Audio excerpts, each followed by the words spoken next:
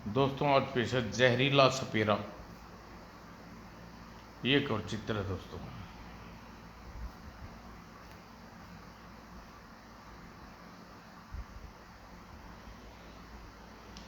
बिरजू मौत से बचने के लिए दौड़ रहा था। मैं मरना नहीं चाहता। मौत का ठहाका मेरा पीछा कर रहा है।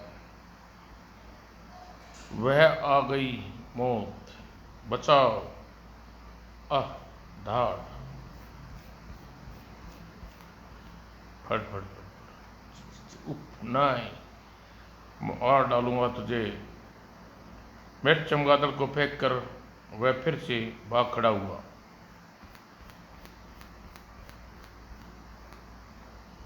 फुश, आ धाड़, हे भगवान, हा हा हा, नहीं, उफ, मुझे जाने दो, मैं मरना नहीं चाहता, मगर तुझे मरना ही होगा। हा हा हा हा, पी पी पी, नहीं, बचाओ। वह देख तेरी मौत आ पहुंची है। चिची, उफ, बिरजू डर कर पूरी शक्ति से चिल्लाया, बचाओ। अरे क्या हुआ, लेट जाओ, हट जाओ। हाँ, बचाओ, मुझे मार डालेंगे, कोई है, पकड़ो उसे, बचाओ, चमगादड़ मेरे पीछे लग रहे हैं। अस्पताल में सुरक्षा गार्ड्स बिरजू के पीछे लपके, ठहरो, रुक जाओ और छोड़ दो, चुप। बिरजू कुछ क्षण संघर्ष करता रहा, बेहोश होकर गार्ड्स के हाथों में झूल गया।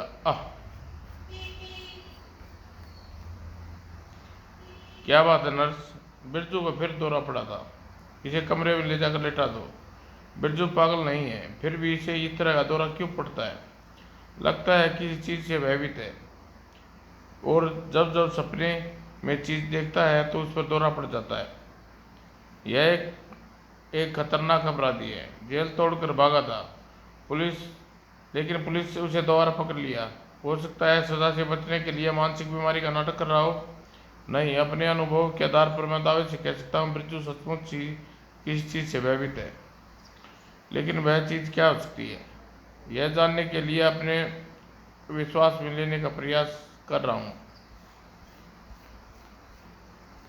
बिरजू के कमरे में पहुंचकर इसका समूचा शरीर बहस के कारण ठंडा पड़ा हुआ है। 5 मिनट बाद, बिरजू बिरजू ठीक हो ना? ओह बचाओ, खूनी चमगादड़ आ रहे हैं, बिरजू होश में आओ, हट जाओ, मुझे जाने दो, बिरजू। और तड़ाक, आह, बू, अब यह क्या हो, अब यह होश में आ गया है। मेरी तरफ देखो बिरजू, मुझसे दोस्ती करना चाहते हो, मैं अपने दोस्त समझो। डॉक्टर साहब मुझे बचा लीजिए। जरूर बचा लूंगा, मगर मुझे यह बताओ कि तुम किस चीज़ से भयभीत हो। अभी तुम, तभी मैं तुम्हारी मदद कर सकता हूँ। डॉक्टर ने हमदर्दी शब्दों ने बिरजू पर जादू का असर किया। ठीक है, सब कुछ बताता हूँ। मैं चौहानपुर की जेल में बंद था, तो एक दिन, अंदर चल, नया आया है। इस नए कैदी का परिचय बड़े अजीब ढंग से हुआ। क्यों बे, तू किस जुर्म में अंदर आया है, तमीज से बात करो। ओह, तू मुझे तमीज सिखाएगा? और दूसरी कोठरी ठोकर मारनी चाहिए तेरी, तो आह, जान से मार दूंगा। मैंने तुझे बहुत जैसे बहुत देखे साले, ढिशू, आह धाड़, बस रुक जाओ, तू तो शेर है यार, मुझे आज तक कोई इस तरह किसी ने नहीं मारा। मेरा नाम सांगा है, और आज मैं तुझे अपना यार बनाता हूँ। मेरा नाम बिरजू है। और फिर लगभग एक सप्ताह बाद, बिरजू, हम दोनों को उम्र कैद की सजा काट रहे हैं, क्यों ना यहाँ से भाग निकलें? क्या ऐसा संभव है? हाँ, हम दोनों चाहकर 2-4 संतरी को ठिकाने लगाकर यहाँ से निकल सकते हैं। फिर उसी रात, ए संतरी सुनो, क्या है, देखो सांगा को क्या हो गया। यह शायद मर गया है। मर गया। और फिर ये सांगा क्या हुआ? यह हुआ। आह कुछ क्षण बाद काम हो गया तो आओ। और कॉरिडोर सुनसान पड़ा था। मोड़ पर एक संतरी का सामना हुआ, मगर उसे राइफल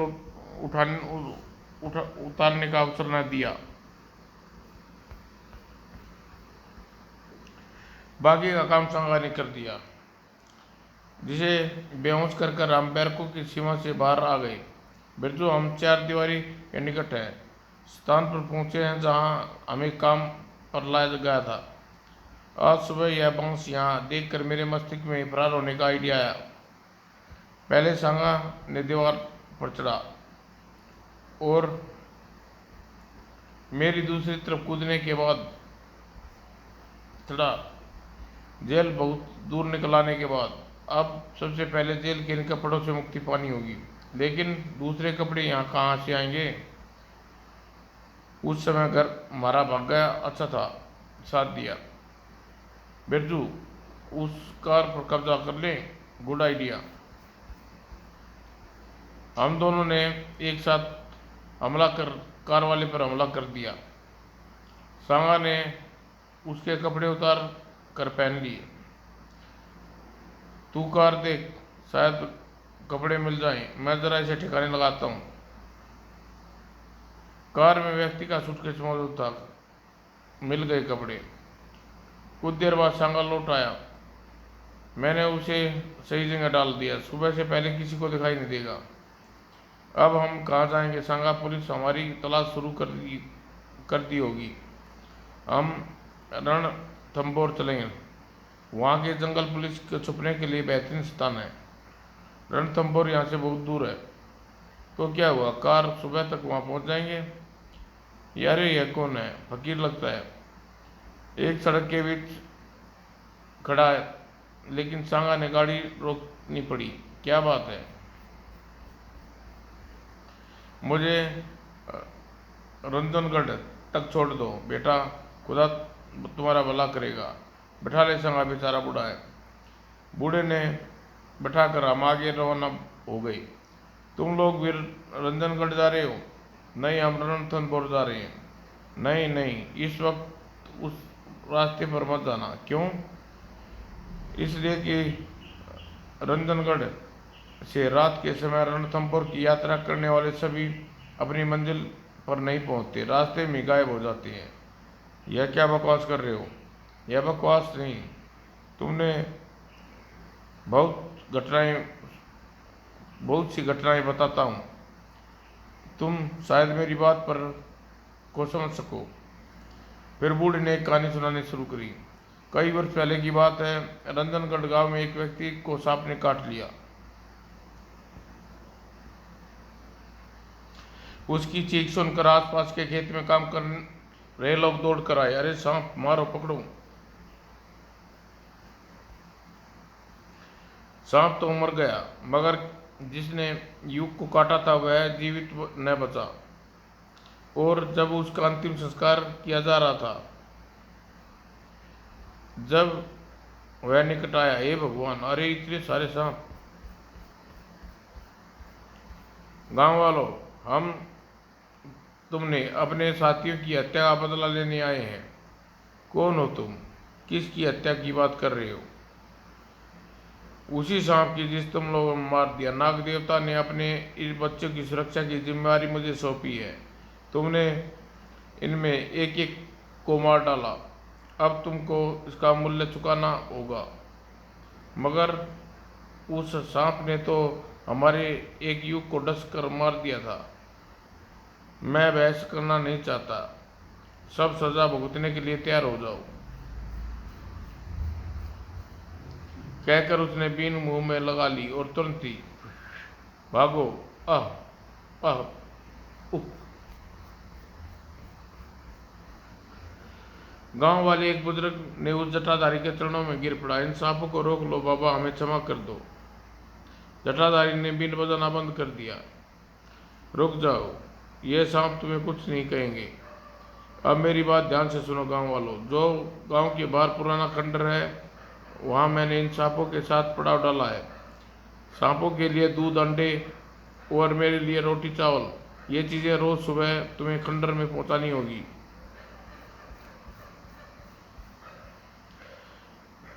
फिर सब कुछ बिना कुछ सुने बिना वह वापस चला गया। उसके जाने के बाद वह कोई जादूगर है। उसने तंत्र विद्या से सांपों को वश में किया है। अब हमें क्या करना चाहिए? उसका कहना मानने से हमारी भलाई है। काका ठीक कहते हैं। कुछ दिन बाद वह खुद यहाँ से चला जाए।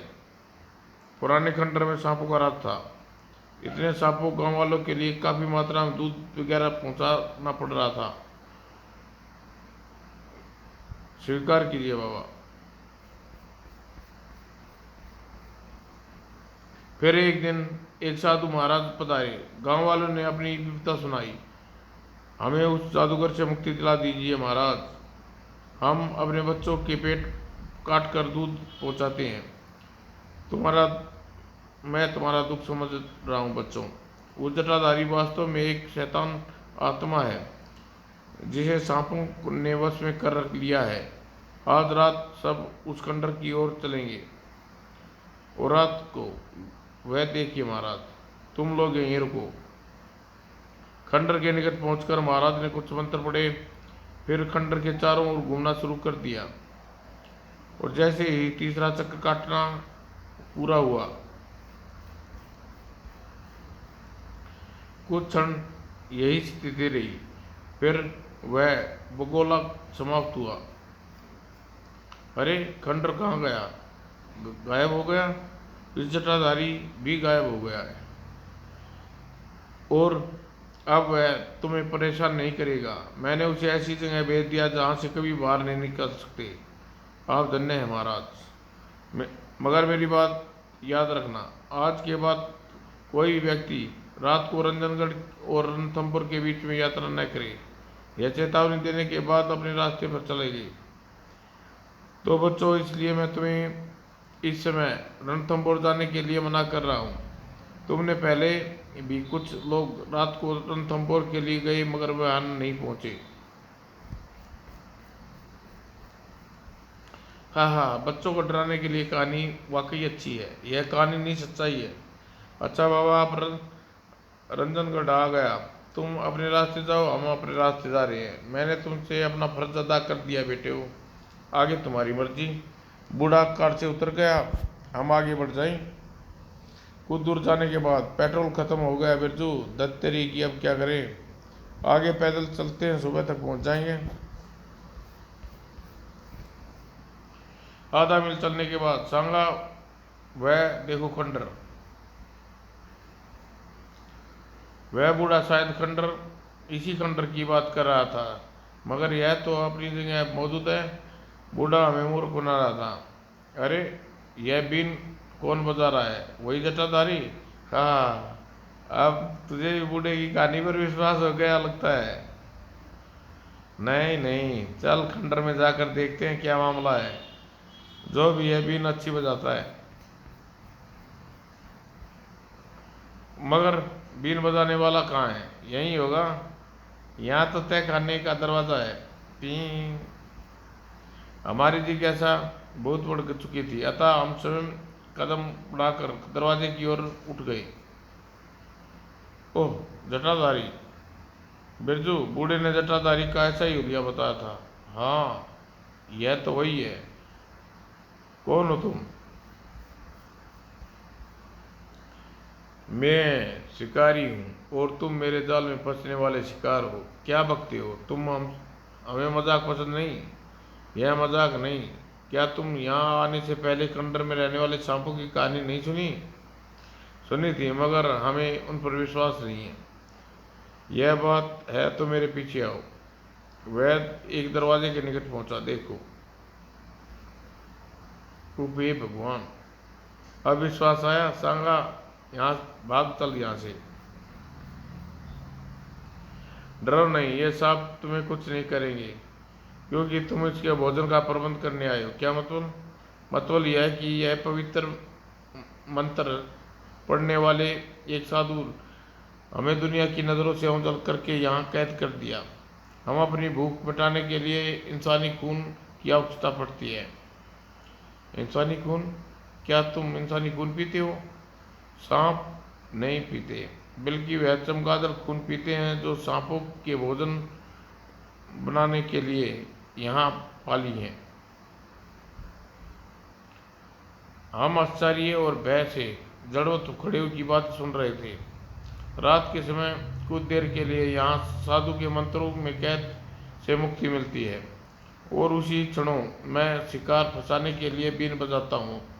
तभी तुम्हारा जैसा कोई शिकार बीन सुनकर यहाँ चले आता है, और चमगादड़ का खून पिलाकर मैं सांपों का भोजन का प्रबंध कर देता हूँ। अचानक सांगा भयभीत होकर सीढ़ियों की तरफ लपका। बिरजू, भाग यहाँ से। मगर मेरे हिलने से पहले ही जटाधारी ने बीन बजानी शुरू कर दी और मैं जड़वत खड़ा हो रहा। लेकिन सांगा सीढ़ियों के निकट नहीं पहुंच सका। आह, हाँ हाँ, मैंने कहा था ना, यहाँ से कोई नहीं भाग सकता, मुझे जाने दो। जटाधारी ने आगे बढ़कर दूसरे कमरे का दरवाजा खोल दिया।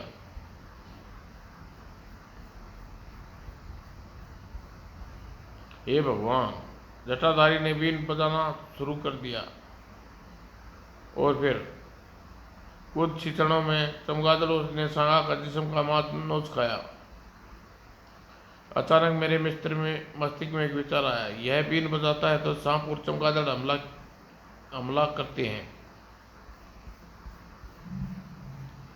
और ए श्राप, मेरी बीन वापस दे। नहीं, वह बीन छीनने के बाद के लिए झपटा, लेकिन खड़ा, और वैसे के पकड़ कर नीचे गिरा और सीढ़ी की तरफ लपका। पलक झपकते ही तहखाने से बाहर निकल आया।